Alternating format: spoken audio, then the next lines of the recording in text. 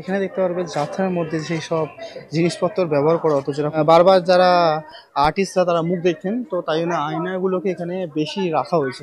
আর তো যেসব মানে থিয়েটারে যাত্রা এসব চলতো সেই সব দেখতে পাচ্ছ থিয়েটারের এখানে নাম আছে। তো যাত্রার যে মুখোশ থেকে যে জামা প্যান্ট যেগুলো ব্যবহার করা হতো সেই সব জিনিসপত্র এখানে রাখা হয়েছে। বেনিয়াতলা সার্বজনিক দুর্গাপুজো মাতৃ প্রতিমা পুরো সোনার সাজ।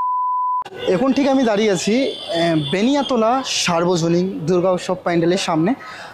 এনাদের এই বছরের থিম হচ্ছে যাত্রা। যাত্রা বলতে যেরকম আমরা ছোটোবেলায় দেখেছি যে নাটক বা যাত্রা, সেই জিনিসটা এখানে তুলে ধরেছে। সেই সব জিনিস নিয়ে সেটা তো দেখাবোই তোমাদেরকে। তোমরা আসবে কিভাবে? নিয়ার বাই মেট্রো হচ্ছে শোভাবাজার, ওখান থেকে 10 থেকে 15 মিনিটের হাঁটা পথের রাস্তা আছে, হেঁটে তোমরা চলে আসবে। চলো গিয়ে দেখাই তোমাদেরকে যাত্রা থিমটা। এই হচ্ছে বেনিয়াতলা সার্বজনীন দুর্গাপুজোর প্যান্ডেল। এই ফার্স্ট এন্ট্রেন্সটা তোমরা দেখতেই পাচ্ছ। এখানে এই যে যাত্রা যেই মাইকগুলো লাগানো হয় রাস্তার মধ্যে যেরকম, সেই সব মাইক এখানে দেখতে পারবে পুরো ভর্তি প্যান্ডেলের মধ্যে। বাইরে এন্ট্রেন্সে অ্যাকচুয়ালি তখনকার টাইমে যাত্রা যারা করতেন তাদের এখানে পোস্টার আছে ফটোর মধ্যে। যারা এইসব জিনিস দেখেছেন তারা এনাদেরকে অবশ্য চিনবে, এরা কারা এনারা। দেখতে পাচ্ছ। তাহলে আবার ভিতরের সাইডে ঢুকি। এখানে দেখতে পাচ্ছ টিনের বাক্সর ওপরে লেখা আছে শোভাবাজার বেনিয়াতলা। আমরা ভিতরের দিকে এবার প্রবেশ করছি। এখানে দেখতে পাচ্ছ পুরো যেই যাত্রার যে জিনিসপত্র যেগুলো রাখা হতো এই বাক্সতেই রাখা হতো, তাই জন্য এখানে পুরো প্যান্ডেলের মধ্যে পুরো দেখতে পাচ্ছ সিম্পল টাইপেরই প্যান্ডেল করেছে। ওর মধ্যে যাত্রা দেখতে পাচ্ছ যে জিনিসপত্র যেতে রাখা হতো বাক্স, এই বাক্সগুলো এখানে দেখতে পারবে। এখানে দেখতে পারবে যাত্রার মধ্যে সেই সব জিনিসপত্র ব্যবহার করা হতো, যেরকম পিয়ানো থেকে যেরকম এই ঢোল তার জাতীয় জিনিস, এই বাজাবার জন্য সেসব জিনিস ব্যবহার করা হতো, সেই জিনিসগুলো এখানে টোটালি দেখতে পারবে। তো যাত্রার যে মুখোশ থেকে যে জামা প্যান্ট যেগুলো ব্যবহার করা হতো সেই সব জিনিসপত্র এখানে রাখা হয়েছে। আর চারিদিকে আয়না বেশি রাখা হয়েছে, দেখতে পাচ্ছ চারিদিকে আয়না দেখতে পারবে। তার কারণ যাত্রাতে বারবার যারা আর্টিস্টরা তারা মুখ দেখতেন, তো তাই জন্য আয়নাগুলোকে এখানে বেশি রাখা হয়েছে। এইখানে দেখতে পাচ্ছ এটা মুখোশ দেখতে পারবে তোমরা। যাত্রাতে যে মুখোশগুলো ব্যবহার করা হতো সেটা এখানে রাখা হয়েছে।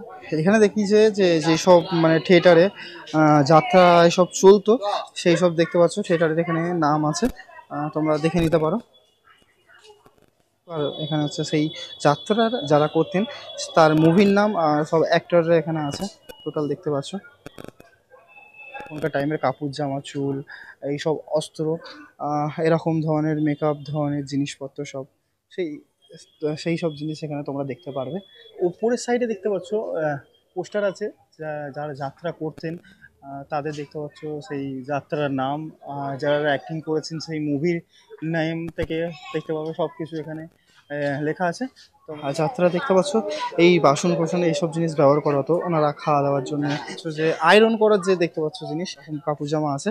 আগেকার দিনে দেখতে পাচ্ছ ল্যাম্প, আগেকার টাইমে দেখতে পাচ্ছ খুবই সুন্দরভাবে জিনিসপত্রগুলো সব রাখা হয়েছে। জায়গাটা কিন্তু বেশ ভালো লাগছে।